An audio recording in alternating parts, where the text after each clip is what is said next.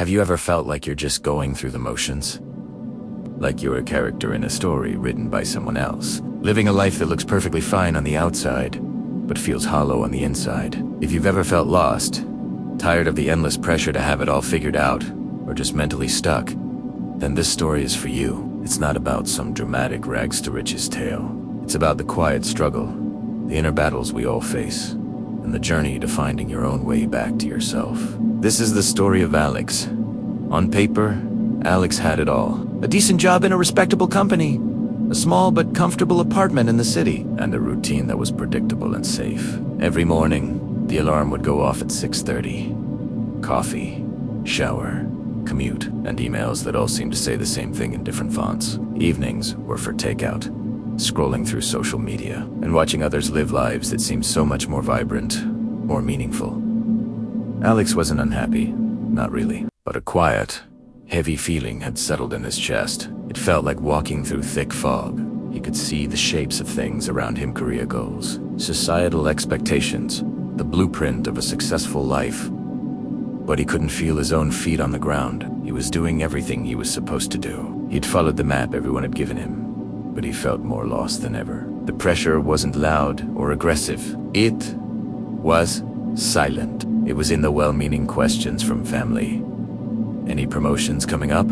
It was in the curated success stories of old friends online, showcasing new homes, exotic vacations, and perfect relationships. It was a constant, low hum of comparison, a voice that whispered, "You're falling behind." Alex would lie awake at night, his mind racing, replaying conversations, second-guessing decisions, and wrestling with a question that had no easy answer. Is this all there is? He tried to fix it. He read self-help books, started a new hobby he quickly abandoned, and even tried journaling. But it felt like putting a small bandage on a deep wound. The core of the issue remained untouched. He was burned out, not from overwork, but from overthinking. From the emotional labor of pretending everything was okay. He felt like an actor who had forgotten his lines, improvising his way through a life he didn't feel connected to. The turning point wasn't a dramatic event. There was no grand epiphany under a starry sky. It happened on a completely ordinary Tuesday. Alex was on his lunch break, sitting on a park bench, watching people walk by. He noticed an old man meticulously tending to a small patch of flowers in the public garden. The man wasn't rushing. He moved with a slow, deliberate grace, his focus entirely on the soil and the petals.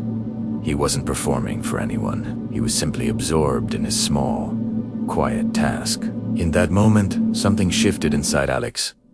He realized he had been living his life for a phantom audience, for his parents, for his boss, for his social media followers. He was so focused on the destination, on what his life was supposed to look like, that he had completely forgotten how to just be present in the journey. He was chasing a highlight reel, while real life, in all its simple, imperfect detail, was passing him by. That afternoon, Alex didn't go back to the office.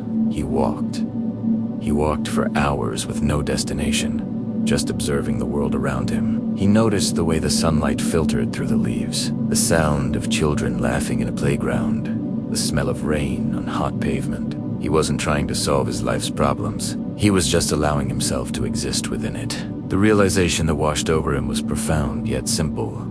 The purpose of life isn't a grand destination you arrive at. It's found in the small, intentional moments of connection with yourself, with others, and with the world around you. The pressure to succeed lifts when you redefine success not as an external achievement, but as an internal state of peace and authenticity. Alex's life didn't change overnight. He didn't quit his job and travel the world. The change was quieter, deeper. He started finding his own version of tending to the flowers. He began taking a different route to work, just to see something new. He started calling friends to genuinely ask how they were, instead of just scrolling through their updates. He started to trade the noise of expectation for the quiet of intention. He stopped asking, "What should I be doing?" and started asking, "What feels right now?" The fog began to lift, not because the path ahead was suddenly clear, but because Alex learned to walk with a lantern. He learned that it's okay to be a work in progress, that being lost is just a sign that you're ready to find a new path. Your own path. So here's the message I want to leave with you. If you feel lost or stuck, please know you are not alone. Your journey is not a race to be won, but a story to be lived. The goal isn't to have it all figured out.